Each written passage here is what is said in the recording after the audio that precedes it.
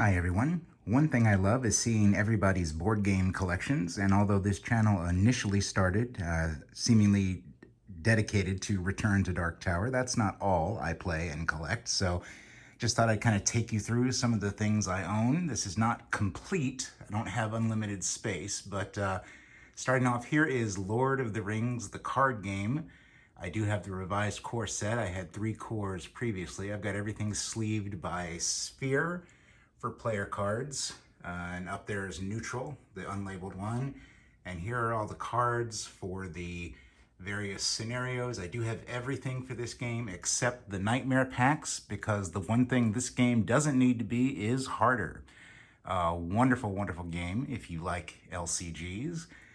And likewise over here, I have Arkham Horror, the card game. I do have everything for this as well. I have everything here. I haven't labeled these yet, but everything is organized by color. So red for Survivor cards, blue for Guardian, and we have green for Rogue, white for Neutral, and black, I think, for Multi-Class. And what do we got over here? Oh, I guess that's the green. Green for Rogue and Survivor. So this must be Mystic. That must be purple. It's hard to tell. It's very low light in here. But anyway, that's everything. I've got all my tokens in here. And then I do have everything for that. I have skipping ahead, I have that new expansion here. And then the various scenarios over there. I've got all my standalones in these decks here.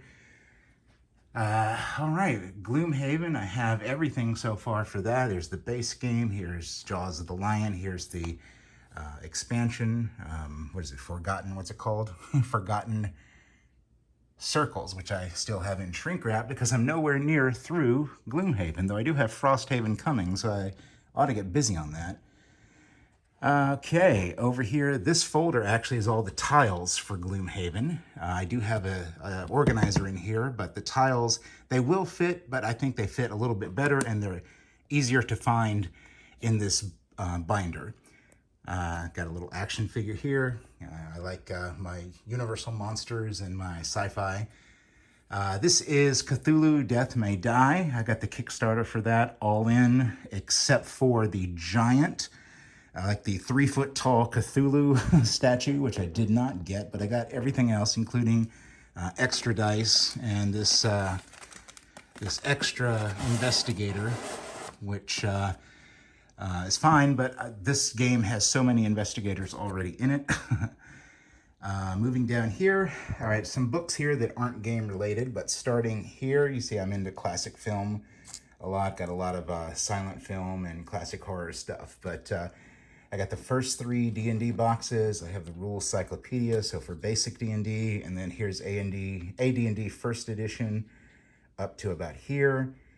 I think this is a 2nd edition supplement. Can't remember. Call of Cthulhu 7th edition. Here's a Door to Darkness source book for that. Got a couple others, Cthulhu Dark, Gateways to Terror. Here's the Alien starter set. I did also buy the PDF of the main game. I didn't get that in hardcover. Kind of regret that I didn't, but I guess I still could. And then I just backed the new edition on Kickstarter of the One Ring, the Lord of the Rings set, and it's beautiful.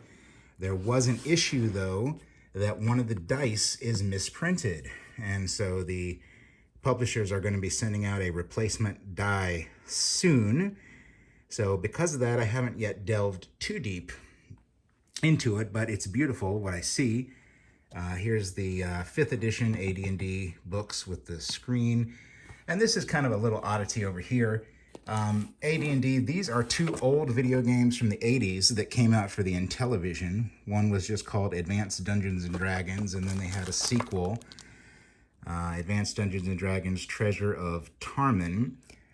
These were for the Intellivision, if you remember that, a competitor for the Atari. I don't have any way to play them except through emulation, but I kind of love those old packagings. And this is the D&D box set of the Saturday morning cartoon. This is the first printing, which included a D&D, I think, 3.5 edition miniature source book, about that thick, that's in there. Later printings didn't include that, and it's quite rare to find now. I had to get that off online, and it was a lot more expensive than it was when it first came out. Okay, over here, again, we showed this already, and then this one shelf here. These are the Lord of the Rings starter packs that just came out. There are 5 of them. Picked those up recently. Whoops, I got pushed back. That's all right. Here's my dice tray. Conan, which is still shrink wrapped. A game I'm really anxious to try, but because of the pandemic, there's no solo mode. And with the pandemic, I haven't been seeing a lot of my gaming buddies as often as I used to. So haven't gotten that to the table too much yet. Okay, Call of Cthulhu card game that's now out of print. Haven't played that either. Here is this is Phantasm, the great horror movie series. It's just a little statue on display that I need to find somewhere in this small apartment to display it. This is a new game I just got a couple of weeks ago. It's called Castle Break, and I think this may be the first game I review in full on the channel. I got that directly from the creator at a board game convention. So I agreed to review that. I did play it at the convention. This copy is still sealed, but it won't be for long. It's a fun little game. Star Wars Outer Rim is still sealed. Got that during the pandemic and just haven't gotten to it yet. Arkham Horror board game 3rd edition and 2nd edition. I kind of love anything Arkham, Lovecraft, some of my favorite games, Eldritch Horror 2, of course. And then here are just a few more books to round it off. The Art of Arkham Horror, which is dedicated to the Fantasy Flight board and card games. What do we have here? This is Arkham Horror. This is the 3rd edition board game hardcover rule book, which you could get separately. There is a softcover normal book in the box, but that was a new thing. And what is this? I forgot. Oh, The Investigators of Arkham Horror. So kind of similar to this book. It's just kind of background on all the various card games and investigators. Over here, not really too much more games. Most of the rest of this is Blu-rays and physical media, but I do have the 5th edition D&D starter kit. This is, okay, I ordered a copy of Fireball Island by Restoration Games, the new one, because it just went out of print and I wanted to get it before it's out of print. I ordered the base game and all the expansions. I've gotten 3 of the expansions, but I don't have the base game yet or the final expansion. So this is all Fireball Island stuff. And the rest of this isn't really board game. I have a bunch of sleeves over here. Excuse the mess. Not really organized very well. Okay, this is the first shelf of 3. So let's take a look at the others. Okay, I showed this on some of the other videos, so you may have seen a little bit of this, but this is the original Dark Tower from 1981, plus my current obsession, Return to Dark Tower, which has everything except the art prints from the Kickstarter, so the base game and both expansions. And then this, like I showed in another video, is my new skull holder for playing the game. A copy of the 1981 Dark Tower patent, which I got actually off eBay, but I later found out you can download from the US Patent Office and just print out yourself, so I could have saved myself a few dollars there, but pretty cool. This is very cool. This is probably the game I'm most excited to play that I haven't played yet, which is Nemesis. I backed the Kickstarter to reprint this, and I went all in on both the original game and the expansion, but it's boxes and boxes and boxes of stuff, and everything except the base game is in my closet because I don't have room out here for it yet. So I'm a little bit intimidated to get this to the table because the rules are so, it's very heavy, it looks like, from what I've seen. So definitely want to get that to the table soon, but it will take a good while to read those rules. Okay. Fury of Dracula, this is one of my favorite multiplayer games. This is the 4th edition. I had the 3rd edition. I sold it to get the 4th edition primarily because of the painted minis, and the cards are all poker size cards instead of that mix of poker size and like business card size that the 3rd edition was. Love this game. It's wonderful. 4th edition is great. All right, moving down, one of my favorite light games, Horrified. This company, Ravensburger, they're putting out some really great light IP games. You know, you'll see several on my shelves here, but the original Horrified, absolutely wonderful. I blinged out my Horrified a little bit. I upgraded the miniatures with Funko Pops which is an idea I think somebody on Instagram had, and I loved it and ran with it, and I'm going to show those in a separate video at some point. Horrified, terrific game. Then we have the Horrified American Monsters sequel, which I don't like nearly as much, to be honest. I don't think the theme personally interests me as much. I love my Universal monsters, and I don't really care so much about Bigfoot and the Jersey Devil. So I don't know that I'll keep that. I need to play it a few more times to determine it, but the original is a classic, and I'll never get rid of that. Alien: Fate of the Nostromo, another lighter game, but very, very fun and a good solo mode. Another game I haven't played yet, Friday the 13th, the Horror at Camp Crystal Lake, because that is a multiplayer game, and it is a push your luck game, and neither of those really appeal to me. I much prefer co-op games. But again, I haven't been able to have a lot of game nights at my place because of the pandemic, so hopefully soon. Jaws, wonderful, wonderful game. No solo mode, but otherwise great. I think there is a solo variant on BGG I'm going to check out. The Shining, not great. I love the theme, but I don't know. The gameplay didn't knock me out. Godzilla, which was a gift from a dear friend of mine. Haven't gotten this to the table yet because it's multiplayer. Looking forward to trying it, though. I love, love, love Godzilla. I have all those movies, every one. Betrayal at House on the Hill, 2nd edition. Love this game. This was kind of my gateway game into modern gaming. So anything that's newer than Catan or those kind of games, this was my first. I still love it. I'm a sucker for anything haunted house related. I have pre-ordered the new 3rd edition. This is the 2nd edition. So the 3rd edition will be out, I think, in August. And I can't wait to get it. Sheriff of Nottingham, that's the 1st edition. There is a 2nd edition out now, but I don't know what the differences are. Haven't tried it yet. Cthulhu Pandemic, the only Pandemic I own because, hey, it's Lovecraft/Cthulhu. Really like this game. It's a very good solo. A game nobody's ever heard of, Quest of the Round Table, put out by Games Workshop in the 90s. Haven't talked to anybody who knows this game, but it was an obsession for me for a while. It's a really fun card game. Where you set up quests for your fellow players to complete. You play weapon cards and Amor cards for extra strength. I just think it's really fun. It's simple.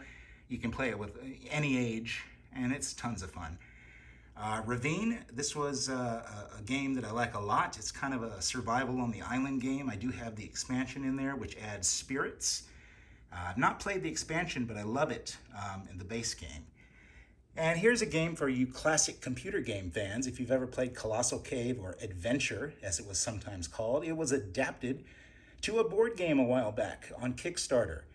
I didn't know about this until after the Kickstarter was over, but I found a secondhand copy for really cheap. I've looked at it, I've dabbled with it, but it's a 3-player game, so I haven't actually played it. I've just kind of looked at it and admired it. So, looks fun. Okay, going down. Weirwords, a great werewolf game. Cthulhu's Vault. It's kind of a Cthulhu storytelling game told through cards, where you kind of play cards and tell the story. It reminds me a little bit of Gloom, if you've played that, except with the Lovecraftian theme. Harry Potter Hogwarts Battle deck building game. I love this game. I do not love J.K. Rowling. I do not love a lot of what she says publicly, but got to admit, this game is pretty fun. I do have both expansions in that box as well. This was a gift, the Jaws Funko Pop game, which I haven't played yet either, but looks very fun, and I'm going to get that to the table soon. Okay, what do we have here? Oh, this is Frankenstein. This was a Kickstarter I got recently. I actually backed this game, which is Dracula I don't know how to pronounce it, Walpurgis Nights. This game was a Kickstarter, and this game is from the same company, and you could add this on to the Kickstarter. I guess it was their previous game. So I bought both of them. I just got them a few days ago, so I haven't tried those yet. Game of Thrones card game, the base set. Fun, kind of like Magic the Gathering. Very thematic, but this is the LCG that I didn't go all in on, unlike the other two that I showed earlier. Whitehall is a simplified version of Letters from Whitechapel. Very good, very fun. King of Tokyo, who doesn't love this? Great simple game, fun for the whole family. All right, One Deck Dungeon, Coup, great card games, fun little games. The Oregon Trail card game, which I love, another classic computer game. We have some Tiny Epic stuff here. We have Galaxies, we have the Galaxies expansion and Tiny Epic Dungeon. Just got Dungeon, haven't played that yet. I love Tiny Epic Galaxies. Looked at the expansion, got it as a gift. I'm not excited by the mechanics that the expansion adds, so haven't cracked it open yet. I'm gonna have to see what I think about that. Here I have everything for Pulp Detective, a game I love. The base game and the 3 expansions. And the same creative team did Pulp Invasion. So I have the base game, the first expansion, and they just kickstarted the second expansion. That has not shipped yet, but it should be coming soon. So those are great games with great 30s, 40s, 50s style artwork. All right, and finally our last group of shelves here. We got 2 of them. So here is The Adventures of Robin Hood I just picked up and I love. It's got one of the most innovative game boards I've ever seen, kind of a cross between a jigsaw puzzle and an advent calendar. Very cool campaign game. Dragonfire, great D&D based board game. Legendary Marvel. Both of these I won in a raffle at my friendly local game store when they were clearing out some games, so that was pretty cool. The Thing, Inspection and Outpost 31, wonderful hidden trader game, but it's best with a lot of players, at least 6. So I'm afraid it doesn't hit the table much. I think it's out of print now, but it's a great game if you can find it and get a big group together. Fate of the Elder Gods, another Lovecraftian game. It's a worker placement. It's very fun. It does have a solo mode, which I like.